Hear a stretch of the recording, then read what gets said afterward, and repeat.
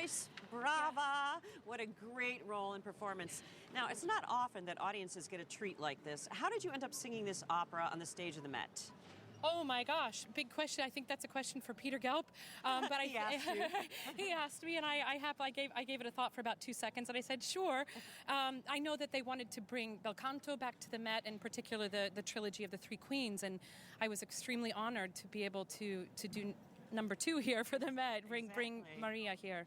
Well, what an incredible confrontation scene we just witnessed. As good an onstage showdown as in anything in Shakespeare. Now, is that the pivotal scene for you? Actually, it feels like every note is a pivotal note in this opera, because that's what's amazing about this drama is one thing just bulldozes into the next. It's absolutely a turning point, but for me, I'd say the heart and the soul of it is the confession scene that's coming up in Act 2, because that's really the ultimate fight for people's life. She's fighting for her soul, and she's resisting it at every point. And finally, with the help of Talbot, she's able to release that, and that for me is the heart of the piece. Well, how do you balance the incredibly dramatic acting and the singing in a scene like that? You know, I'll tell you, it's a different adventure every night, and you know this so well, yes. Debbie. You know, it's a lot of it lies in the rehearsal process for me, so that some rehearsals for me are really geared towards just the theatrical side, where I'm not thinking about vocality, and then I'll back off sometimes and just go into the vocal aspect of things, so that then when I get to this point, I'm not thinking vocally, I'm not thinking theatrically, but I know where the line is. Sort of the muscle memory. Exactly. Kind of both kicks in. Well, when we met Mary just now, she's been under house arrest for a number of years. How do you get inside a character like this? Did you study English history? I did. On your nightstand, there's a book of it every night, right? I've been given several books, which is lovely. And somebody just gave me an illustrated book, which is really fabulous. And, you know, thanks to YouTube, there's a wealth of things. I didn't go so much to operatic sources, but there's so many film sources. Mm-hmm. Katharine Hepburn and Vanessa Redgrave, you know, all these actresses that have brought so many different colors. This is what's fascinating to me about that character. Every singer who has sung her and every actress who has portrayed her has found a different color and a different strength to her. And so I think it gave me sort of the liberty to go ahead and not feel... I feel free, I think, to put my stamp on it. Not to have the comparisons. Yeah, try and let that go. Well, although this is an opera that's not performed that often, you've had the chance to play both Elizabeth and Mary. Yeah. Now, what perspective has this given you on their struggle? I think the heart of it is that they are both right. Wow. They are so ingrained in their politics and their religion and their place in that time. And so it's why the confrontation works so well. It's not just frivolous insults that they're shouting at each other.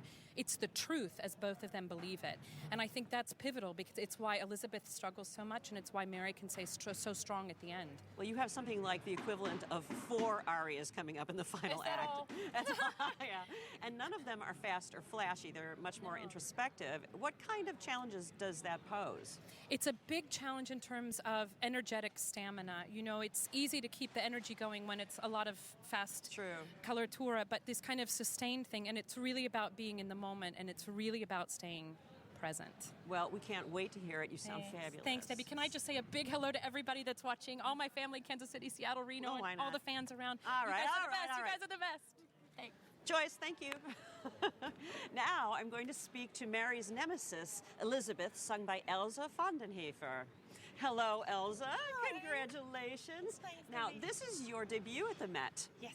How does it feel to be playing such a huge role in your first Met run? It's a little bit daunting. I mean, so many stars before us have, you know, done it, and it's daunting. That's all I can say about that. That's a perfect word. I mean, I'm trying to fill your shoes. What can I say? Oh, please, don't worry about that. You're filling shoes just fine on your own.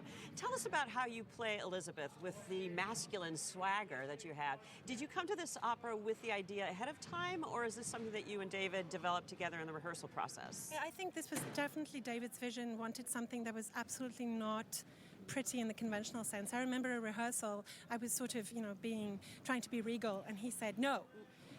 Not that. I want you to do this." And so he imitated what he wanted, and I imitated him, and I said, "Oh, so you don't want elegant?" And he said, "No." No, it's a great contrast between exactly, the two of you, and you do it really, really well. Thank you. It's not over the top or anything like that. That is such an incredible confrontation scene we just saw. What's it like to play that? It's wonderful. Joyce is such an amazing person to feed off of, and, you know, acting is reacting, and that's basically all. We just have to keep our ears open and react to our colleagues on stage. It's great. Well, you obviously are a stage director's dream. In order to fully inhabit your role, you actually shaved your head a few weeks ago before the show opened. I did. Look, no wig line. I just no. can't believe you did that. But anyway, Bald why cap. did you feel that you needed to do it? Because there's no bald cap. Well, that's looks true. so good, right? Actually, it looks very good. And I've seen you without anything, and it works really well. Thanks. Well, how has working with someone of Joyce's experience helped you in your first Met production? I just learned from her so much. Yeah. She just embodies that perfect thing of being still and calm and yet projecting so much energy, but coming from a very still and deep place. I learned a lot from her. Well, you have a lot of singing to do as Elizabeth, and there is quite a bit of coloratura. Tell us about the vocal demands of Donizetti's score, and what do you love most about it?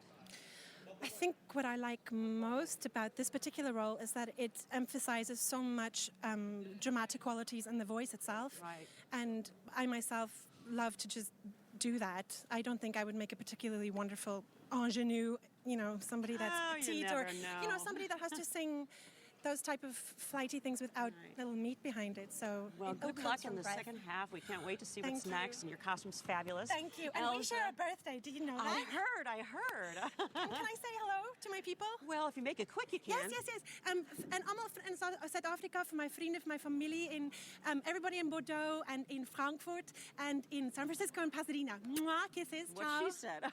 Okay, bye. Take care.